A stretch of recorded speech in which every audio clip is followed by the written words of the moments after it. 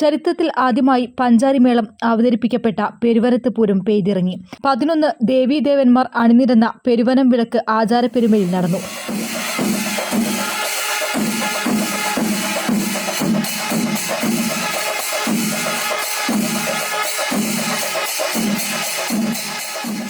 കിഴക്കൂട്ട് അനിയന്മാരാരുടെ പ്രാമാണികത്തിൽ പഞ്ചാരിമേളം ചേർപ്പ് ഭഗതിയുടെ ഐക്കുന്ന് ഭഗവതിയോടൊപ്പമുള്ള കിഴക്കോട്ടിറക്കം, പെരുവനം കുട്ടന്മാരാർ നയിക്കുന്ന പഞ്ചാരിമേളം എന്നിവയോടെ ശനിയാഴ്ച രാവിലെ പൂരത്തിന് സമാപനമായി. ആറാട്ടുപുഴ കല്ലേലി മേടംകുളങ്ങര ശാസ്താക്കന്മാരുടെ ഒരുമിച്ചുള്ള എഴുന്നള്ളിപ്പും പഞ്ചാരിമേളവും കാഴ്ചയുടെ വിസ്മയമായി. പഴുവിൽ രഘുമാരാർ പ്രാമാണികനായി. തൊടുപുളം ഭാഗത്തുനിന്ന് ദേവസ്വം ശിവകുമാറിന്റെ പുറത്ത് ഊരകം അമ്മ തിരുവടി ചാത്തക്കുടം ശാസ്താവിനൊപ്പം എഴുന്നള്ളി. പഞ്ചാരിമേളത്തോടെയായിരുന്നു നടവഴി കയറ്റം. ചെറുശ്ശേരി കുട്ടന്മാരാർ പ്രാമാണികനായ പഞ്ചാരിമേളം നടവഴിയിൽ പതിനായിരങ്ങളിൽ മേളാവേശം നിറച്ചു. ചേർപ്പ് ഭഗവതി ചോറ്റാനിക്കര സുഭാഷ് മാരാരുടെ നേതൃത്വത്തിൽ പഞ്ചവാദ്യത്തോടെ പടിഞ്ഞാറേ നടയിലെത്തി. പഞ്ചവാദ്യം നടക്കുന്നത് ഇവിടെ മാത്രമാണ്. കടലാശ്ശേരി പിഷാരിക്കൽ ഭഗവതിയുടെ നടവഴിക്കയറ്റമായിരുന്നു ആദ്യം. മച്ചാട് ജയറാം തിടമ്പേറ്റി. 5 ആനകൾ അകമ്പടിയായി. പെരുവനം ശങ്കരനാരായണന്മാരാർ പ്രാമാണികനായ പഞ്ചാരിമേളമായിരുന്നു നടവഴിയിലെ മേളപ്പെരുക്കത്തിന് തുടക്കമിട്ടത്.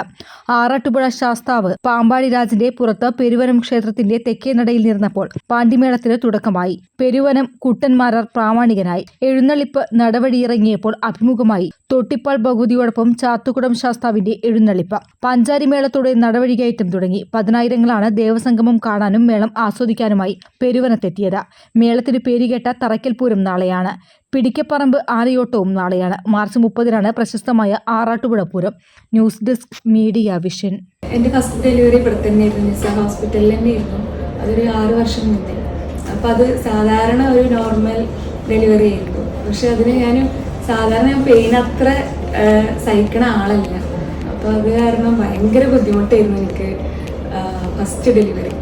സെക്കൻഡ് പ്രഗ്നൻ്റ് ആയപ്പോൾ ഞാൻ വിചാരിച്ചിരുന്ന എപ്പിഡ്യൂറൽ ഒരു നല്ലൊരു ചോയ്സ് ആയിരിക്കും. അപ്പോഴാണ് ഞാൻ അറിഞ്ഞത് നിസാർ ഹോസ്പിറ്റലിൽ എപ്പിഡ്യൂറലുള്ളൊരു കാര്യം. അപ്പോൾ പിന്നെ ഞാനും ഹസ്ബൻഡും കൂടി അങ്ങനെ തീരുമാനമെടുത്തു. ഞാൻ എടുത്ത തീരുമാനം വളരെ കറക്റ്റായിരുന്നു എന്ന് എനിക്ക് പിന്നെ എൻ്റെ ഡെലിവറി കഴിഞ്ഞപ്പോൾ തോന്നി. കാരണം ഞാൻ ഒന്നും അറിഞ്ഞില്ല. ആദ്യത്തെ എൻ്റെ ഡെലിവറി ഞാൻ ഒരുപാട് പെയിന് സഹിച്ചിരുന്നു. പക്ഷെ ഇപ്പോഴത്തെ എൻ്റെ ഡെലിവറി ഞാൻ ഒന്നും അറിഞ്ഞിട്ടുണ്ടായിരുന്നില്ല. പിന്നെ ഇവിടുത്തെ സ്റ്റാഫുകളായാലും ഡോക്ടേഴ്സായാലും എൻ്റെ ഡെലിവറി എടുത്തത് ശ്രുതി ഡോക്ടറായിരുന്നു.